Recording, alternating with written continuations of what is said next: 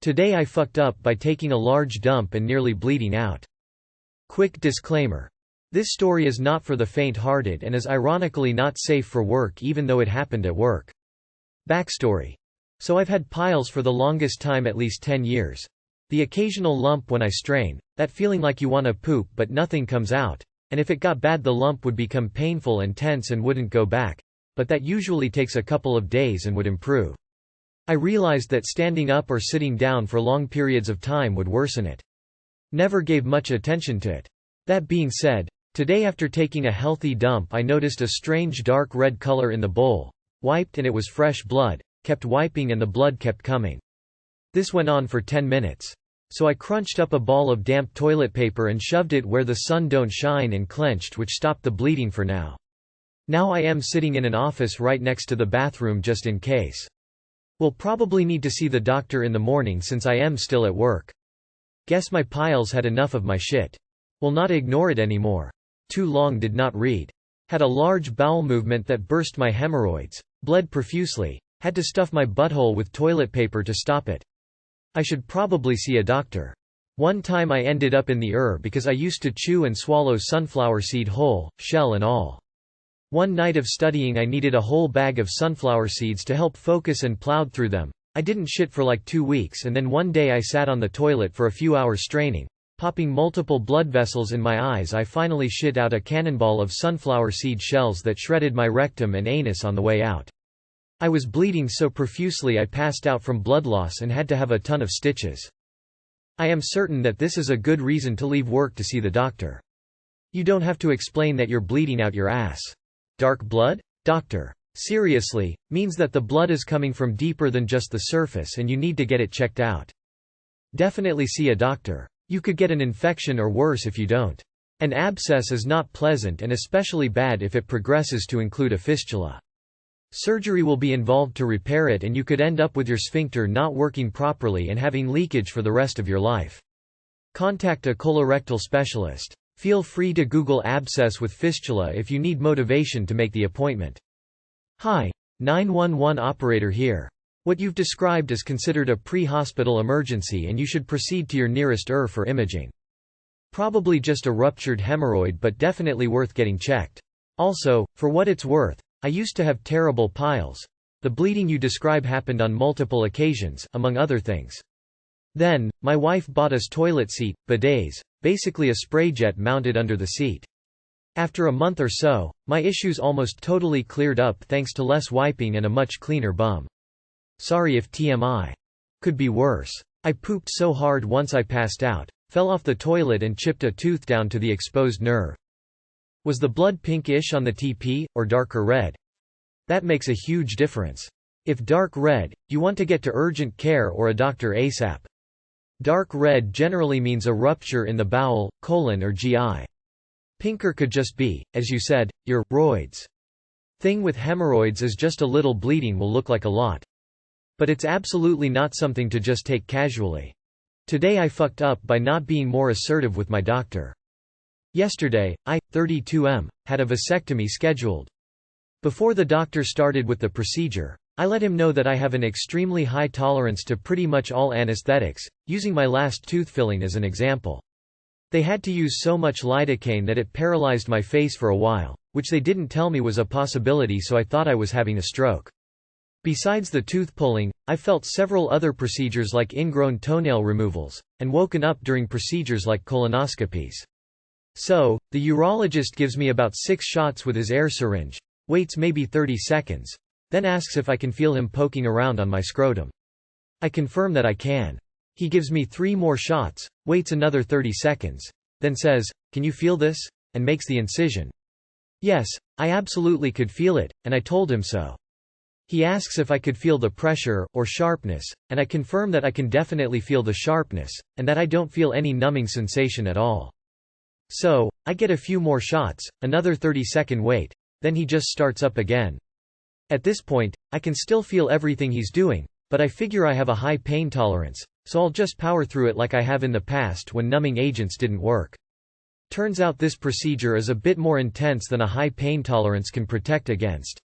He finishes the left side, and at this point I'm close to hyperventilating and on the verge of vomiting. There's the deep pain in my stomach that I know he can't do anything about, but I can still feel everything that's happening down below. He gives me about 60 seconds to catch my breath, then asks if I can feel the right side. I say I can still feel everything, and hear the PA say he has another syringe loaded with numbing agent, but the urologist just goes ahead with the right one. The right one was a little less rough, and I didn't almost vomit, but I think he worked a bit more quickly on it. He finishes up, says I did great, then leaves. His general demeanor. I had only ever spoken to him for 30 seconds at this point. His PA says, "Well, those don't usually go like that, but you did great." The nurse aide was really nice and gave me a lollipop while I was paying, and we had a laugh about it. To the surgeon's credit, I've been essentially pain-free since I walked out the door, and the whole procedure only took about 10 minutes. Too long did not read. I didn't stop my doctor to tell him I needed more numbing agent, and I felt my whole vasectomy. It was easily the worst pain I've felt in my life. Noted. It is over now, but I will learn from your mistake. If my doctor decides to not numb me, I will get up and leave butt-ass naked. I will take my chances with being arrested for indecent exposure. When I had mine I found out I apparently have an issue with lidocaine. Procedure went fine, really wasn't bad at all. Wife picked me up and got me in the car and I had a massive seizure. Spent the next several hours trying to explain that no, I wasn't going to be going on anti-seizure drugs and I likely had a negative response to the anesthetic. Finally, after 4 hours I signed the release papers and left. The only thing better than the snip and the seizure was the hospital bill for $8,000 to have an argument in the Propofol cocktail when I got mine done. Went to sleep. Woke up mildly sore and shootin' blanks. 10 out of 10 would recommend the knockout. You're a redhead. We've got a gene that makes us throw off anesthesia super quick. I am in the UK and I had a full colonoscopy without being put out or a sedative. There was no pain. But where you are you need to be unconscious. I've also had a vasectomy and I could feel the cuts, clamp and pain from the tubes being tugged at. And that was with anesthesia. Don't believe the shit that a vasectomy easy and painless at isn't always.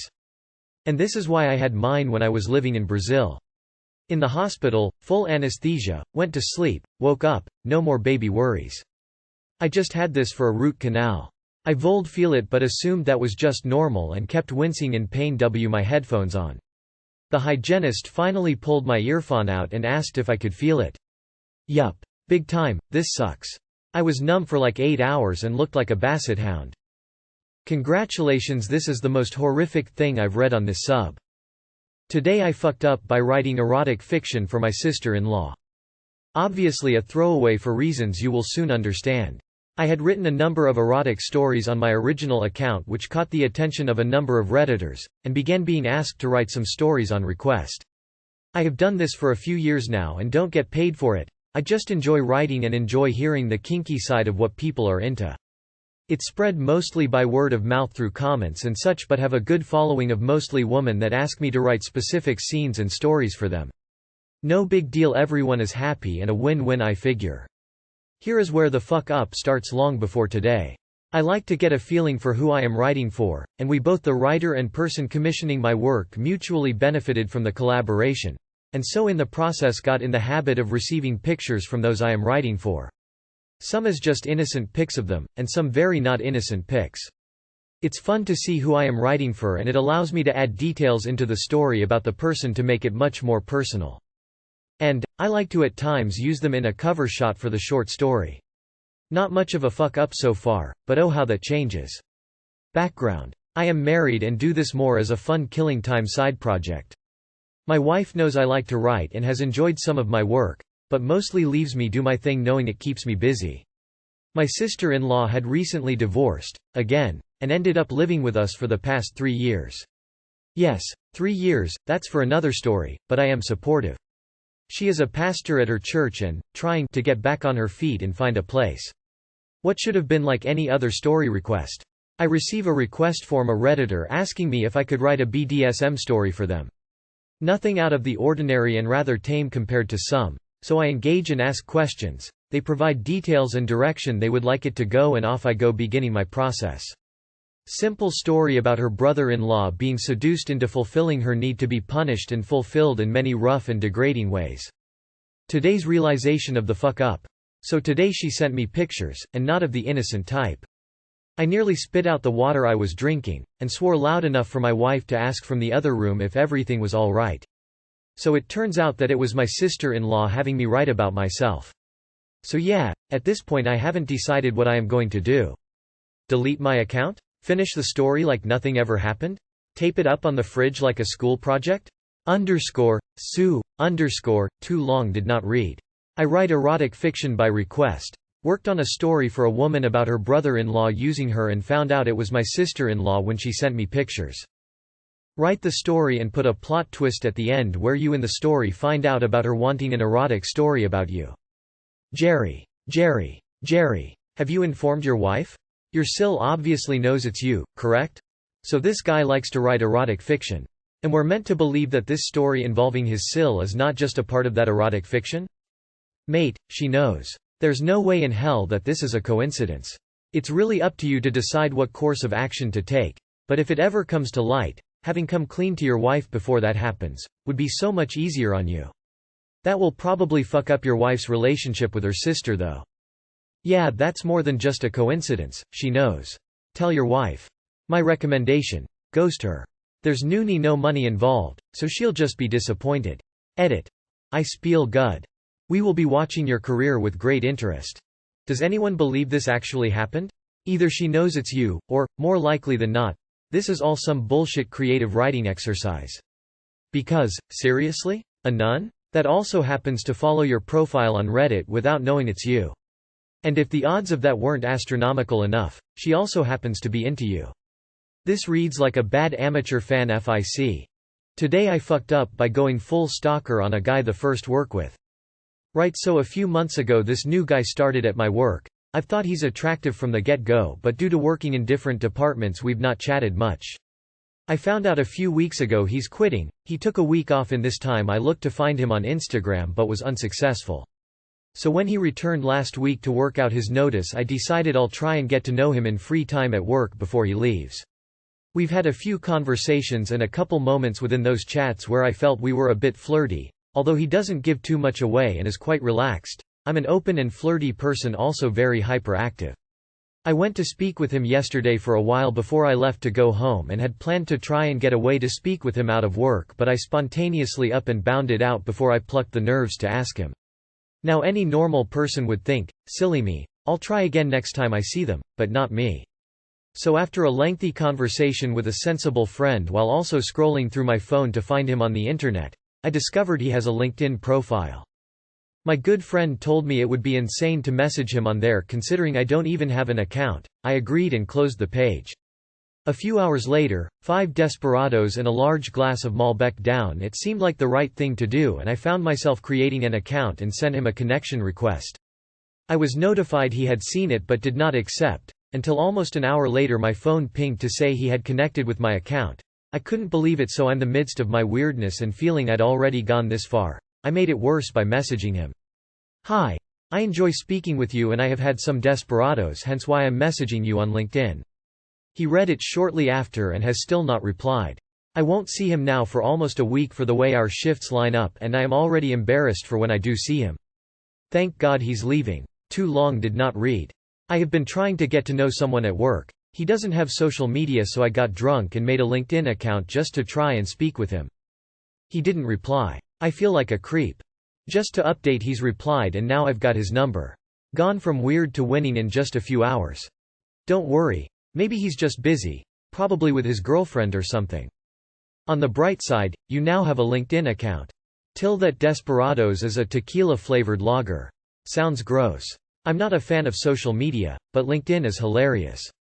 I maintain one for professional purposes, and my ex from almost a decade ago has recently made a habit of checking it every few months. I get notified every single time. Lol. Would it be creepy if this was a man doing this to a woman? Would probably be an R, nice guys. If trying to find someone on social media and messaging them through the only available way to contact him with a quick short message is going full stalker, then the things I have done to try to get someone's contact info must be seriously illegal, immoral. Maybe I'm forward, but like, hey, want to get coffee? Always seem to work for me better than stalking a man's whole life. Lol. Just saying, try that next time.